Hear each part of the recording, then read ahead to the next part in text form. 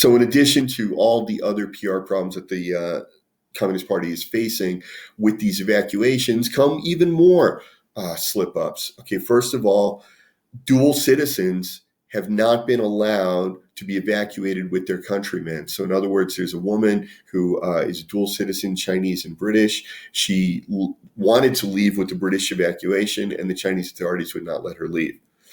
Taiwan wanted to evacuate its citizens, and China flat out said, no, Taiwan cannot evacuate its citizens.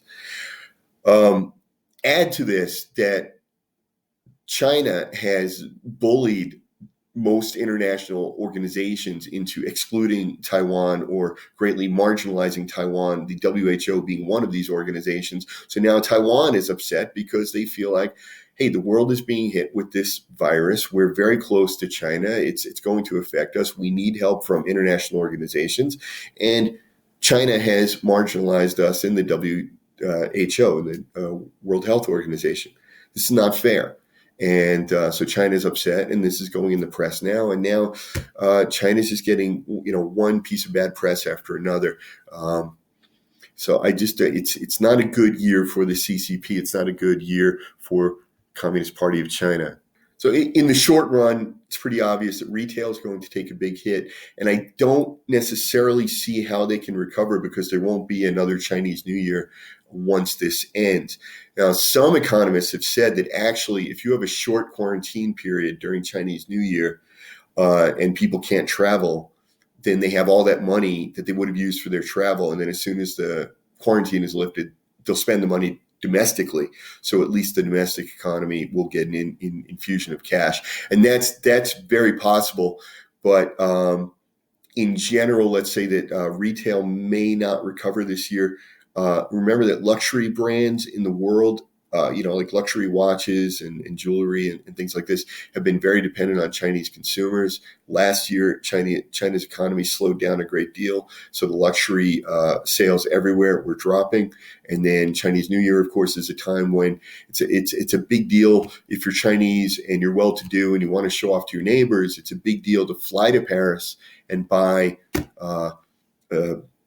Gucci bag. I'm struggling because I don't know these brands because I don't have these types of products. But you fly to Paris and buy a Gucci bag, or you fly to Italy and buy a Gucci bag, and it's just very important that you bought it in Europe and that you bought it in Paris, or you bought it in Italy, and it doesn't have to be the Italian brand. It could be the French brand or the Italian brand. You bought it outside. You bought it in New York, but it's the French product. But this is impressive to your neighbors. You come back and I have this expensive watch, and I bought it in whatever country in Europe, and so that's not going to happen this year, obviously, because people can't travel. So luxury brands are going to take a hit. I guess globally, right? And but of course the year is long, so depending how long. So much this depends on how long the SARS thing goes. The coronavirus problems continue. Obviously, the sooner they end, the better, and that gives all the brands more time to recover, and they can have sales and they can have promotions and different things. But it does seem to me that probably retail in China is not going to be able to recover, particularly businesses that were dependent on Lunar New Year. I don't know if the government's going to give them bailouts like the New York government did after 9/11, when shops lost sales for 2-3 weeks, and they couldn't afford to stay in business, and the government bailed them out. And I don't know if the Chinese government would do that or not. That remains to be seen. And so much is speculation right now because we don't know how long this thing's going to last. Another piece of, speculation. So the Chinese yuan, the currency, has been in constant decline, more or less constant decline for the past year or so since the trade war started. And last week or so, about a week, 10 days ago, on the announcement that Donald Trump had signed the China trade deal, and on the announcement that he was considering, or that he was going to remove China from the list of countries that manipulates currency, there was a bit of an uptick in the currency, and for the first time, it dropped below 7 to the dollar, first time in about a year. And then immediately as this Corona thing started, the currency dropped in value again, and it's back over 7 again. So what we have a weak currency and a weak economy that are now being hit with something even harder, even worse. One positive thing, if you call it positive, for the economy would be that the government is allocating a huge amount of money to fighting the disease. And of course, that money is spent within the country. So that's sort of like a fiscal stimulus by the government. And that will help to keep the GDP up, keep the economy up. But again, it depends how long they stay on lockdown. So if we compare this to the SARS epidemic in 2003, which is one of the only things we really can compare it to, at that time, China only accounted for 4% of the world GDP. Today, they account for 16%. So in 2003, if China lost half a percentage point or even 2 or 3 percentage points of their GDP, it just wouldn't have mattered because it would have been 3% of 4% of the world GDP, and it wouldn't have affected us very much. Today, it's 16% of the world economy, and that's just the GDP number. That's not counting all the other ways in which the Chinese economy is intertwined, interwoven, interdependent with the economies of the world. So what happens to the Chinese economy very much affects the rest of the world and could send ripples.